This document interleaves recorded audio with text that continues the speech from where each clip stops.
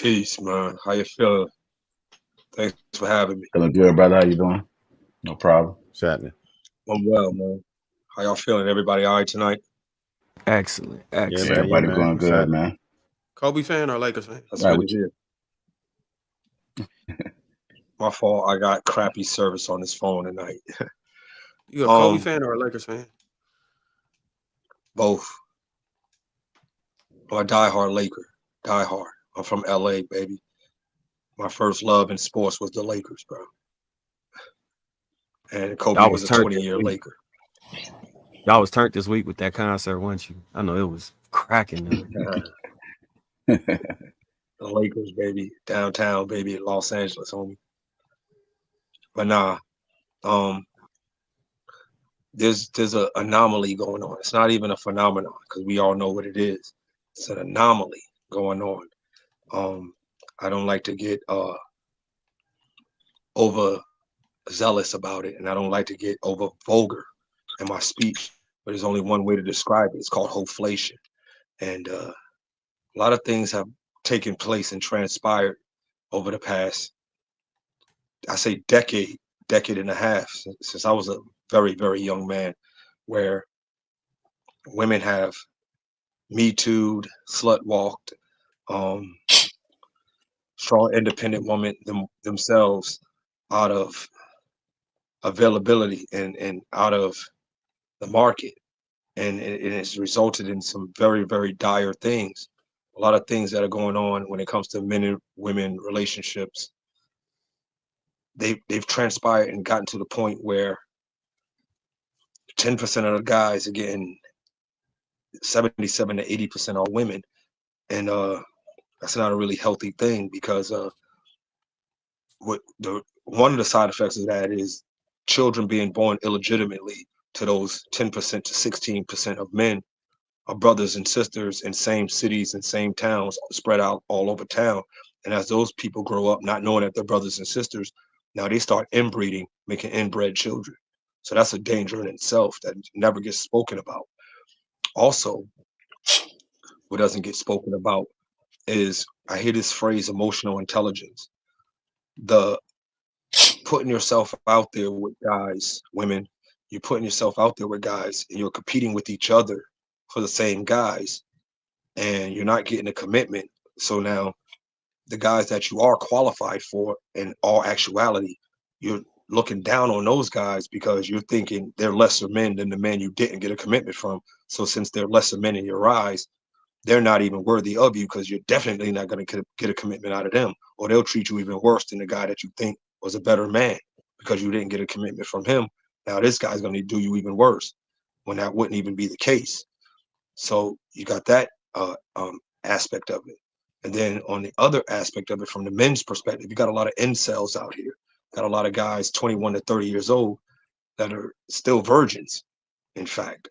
And those guys have a measure of anger and hostility towards women. So it's like they get with a woman, they might lose their virginity or they might have some sex for the first time in how long. And since that woman wasn't a virgin herself, now he's looking at, he cheapened the value of his sexuality just by being with her. Now he's unable to be committed because he's grown a measure of disdain for that woman not being a virgin when he lost his virginity. And it's just so much complexity in this, you know, thing. But I will say this: men want commitment, men want relationships, men want marriages. That's why the man is always the one who says, will you marry me? That's why the man is the one who saves up 3 months income to buy an engagement ring. That's why the men are the ones who are creating these spaces talking about relationships.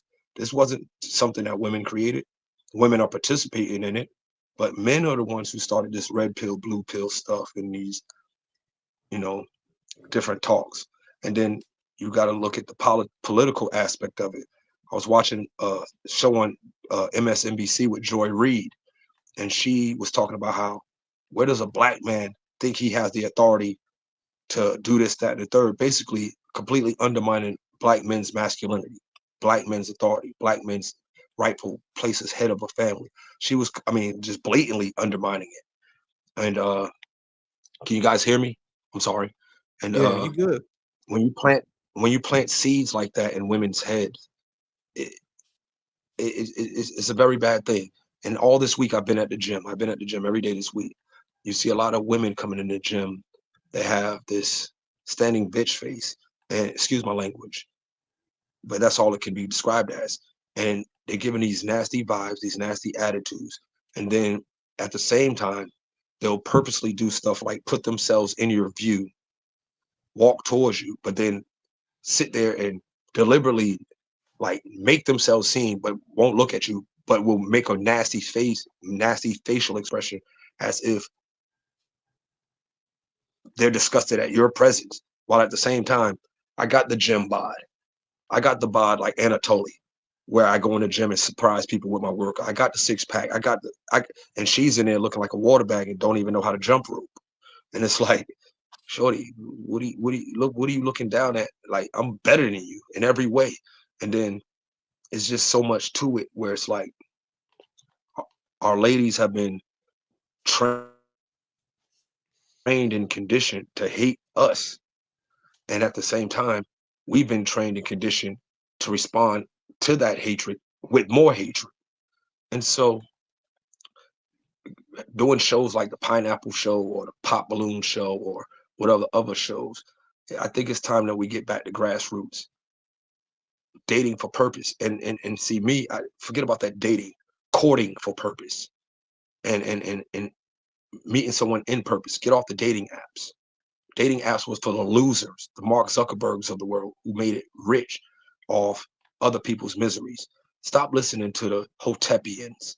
Stop listening to the trauma bonder chicks. Stop the Cynthia G's, the queens with cocktails, Fox Soul chicks. 60 years old trying to get a man. Come on, man. You washed up. You played out.